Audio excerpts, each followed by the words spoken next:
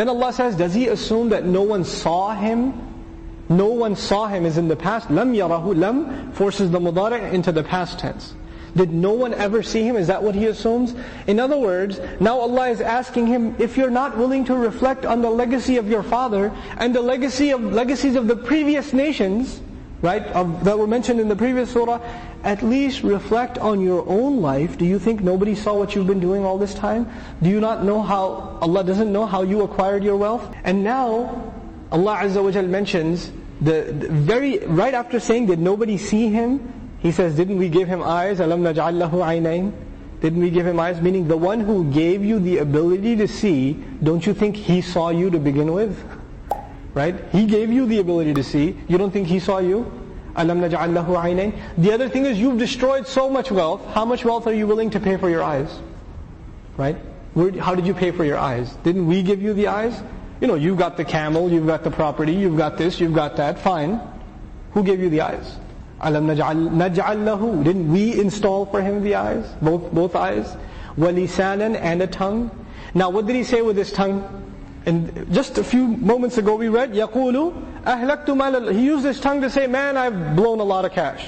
I've spent a lot of wealth. That's what he used his tongue for. So Allah doesn't just say وَلِسَانًا, He adds وَشَفَتَيْن and two lips to hold the tongue inside. According to the hadith of the Prophet ﷺ, the lips are a means by which you control your tongue. The first thing was يَحْسَبُ, his assumption of arrogance. Nobody will have control over him. His assumption of nobody saw him in the past. But the arrogance manifested with the tongue, didn't it? And that was the worst crime. Which is why he's going to be crying on the Day of Judgment with that same tongue. So what did Allah say? وَلِسَانًا وَشَفَتَيْن Subhanallah. We gave him a tongue and two lips to hold that tongue inside. And these are two of the most remarkable creations, if you think about them. What we see processes immediately in our mind. And the tongue even, I'm thinking about saying something, think about a processor, right? It's got to go over here, get processed, and then those concepts have to be turned into words, into a grammatically coherent sentence, and then come out of my mouth, all within fractions of a second. All of this is happening. This incredible engineering, this mechanism is taking place constantly for us. No processor lag. Your processor in your operating system, sometimes the camera freezes. Right? So our eyes don't do that. Like, I'm still over there, I'm looking over here, but I still see this. Because the processor froze for a few seconds. That doesn't happen. Right? SubhanAllah, what a processor Allah put in here. Right? And the speakers get scratchy and the sound doesn't come through or the file gets corrupt. SubhanAllah, Allah made this flawless system that works for years and years and years and no plug-in, another system of battery that Allah Azza wa Jalla created. Subhanahu wa ta'ala. So وَلِسَانًا وَشَفَتَيْن Now Allah says, now the human being will be informed. What did he make a priority out of? And what did he put on the back burner? That's the translation I'll prefer here. بِمَا قَدَّمَ What did he give priority to? What took taqdeem for him? What was priority number one? What took precedence? وَمَا أَخَّرَ And what could wait? What were the things that you put on the back burner? The crime of the human being isn't necessarily that he doesn't do a good deed. The human being says, it can wait. I can do it later. The crime of the human being isn't necessarily that he doesn't leave sin.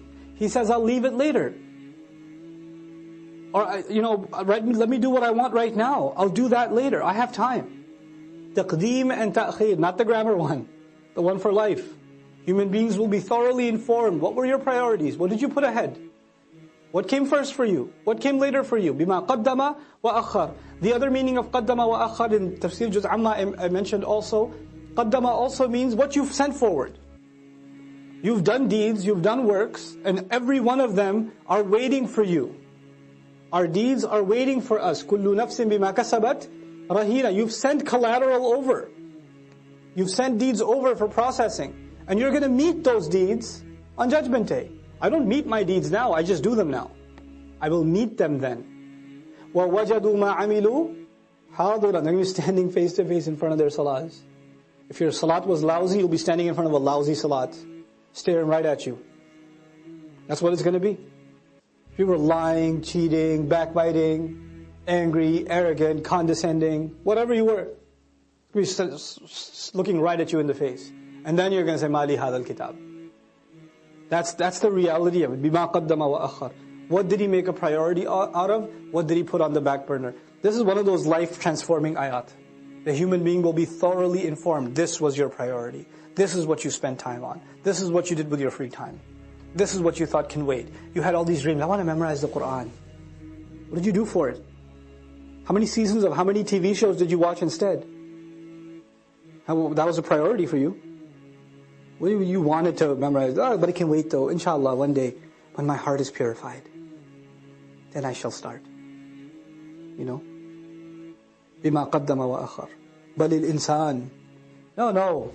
Yes, on that day the human being will be given thorough news, but it's not like the human being's blind now. Rather, the case is that the human being, عَلَى نَفْسِهِ, against his own self, basira, is fully insightful. There is one person that knows so much about you, and nobody else knows about you.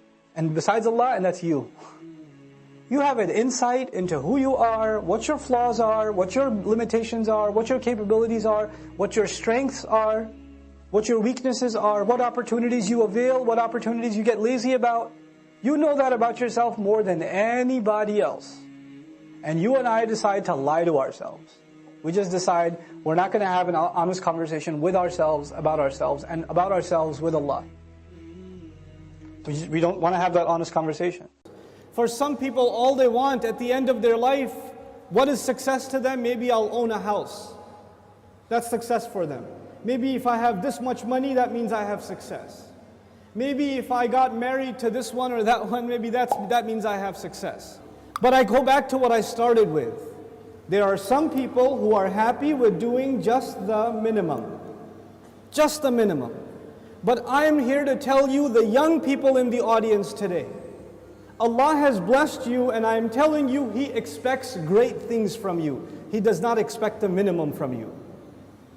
There are so many Muslims, the only thing left of Islam is their name. That's the only thing left. They don't care about salat, they don't care about halal and haram. They're far from this deen. What can I do to further this deen? What can I do I shouldn't just be happy that so many people come and attend Jumu'ah. Does that mean everybody's heart is clean? Does that mean that we don't need any more reminder? Is that what that means? Or are there evils in our society? Are there youth that are turning towards drugs? Are there young people that are just living their life for no purpose? All they do is play video games and watch movies and go to sleep. And if you ask them for a purpose, they say, I want to graduate and get a job. Is that a goal? Get a job? Allah gave us such higher goals. Your job itself is a means to a higher end. But you know what? We are living in strange times. The people who need the da'wah the most today are the Muslims themselves. But even if you get a good job, but you don't do your job. You got the job, but you show up late every day. You got the job, but you don't finish any projects. You're sitting there at the desk wasting your time. You're going to lose that job. Somebody else will come and do it for you. You will not keep that job even if you qualified. Qualifications are not enough. You have to do the work. Allah Azza wa Jal is giving all of us, He's already qualified us. We are people of La ilaha illallah. We are already qualified. But that doesn't mean we're doing the work. If we don't do the work, if we don't concern ourselves, if we don't care, then you know what's going to happen. إِن تَتَوَلَّوْا يَسْتَبْدِلْ قَوْمًا غَيْرَكُمْ ثُمَّ لَا يَكُونُوا أَمْثَالَكُمْ. You turn away and Allah will replace you with a nation other than yourselves, and they will not be like you. They will not be lazy like you.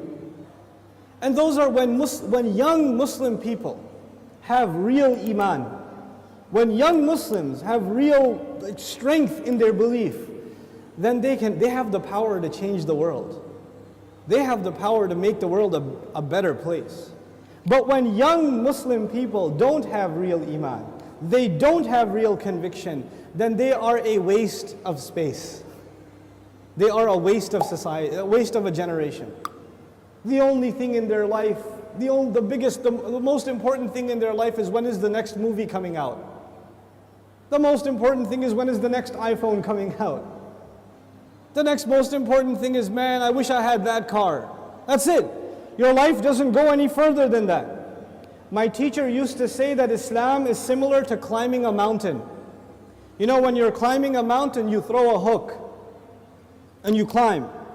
If you throw a hook not very high, then you will only reach that much. You can't reach any further. If your goal is money, if your goal is a six-pack, if your goal is a car, if your goal is a promotion, if your goal is entertainment, if your goal is girls, whatever your goal is, then you're only going to get that, you won't get anything else.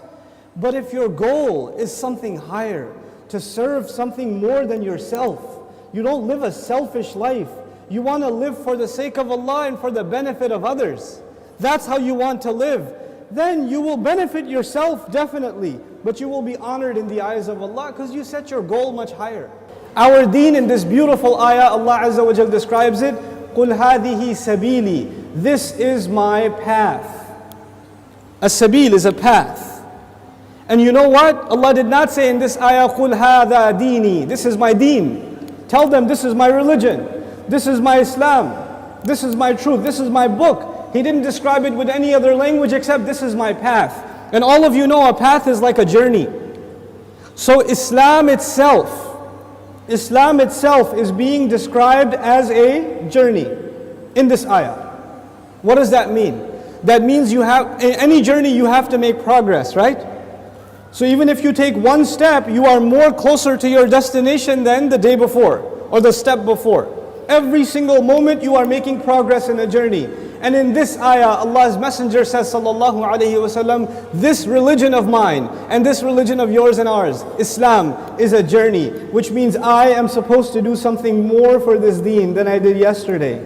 And I'm supposed to do more tomorrow and more tomorrow and more tomorrow. I'm supposed to go further.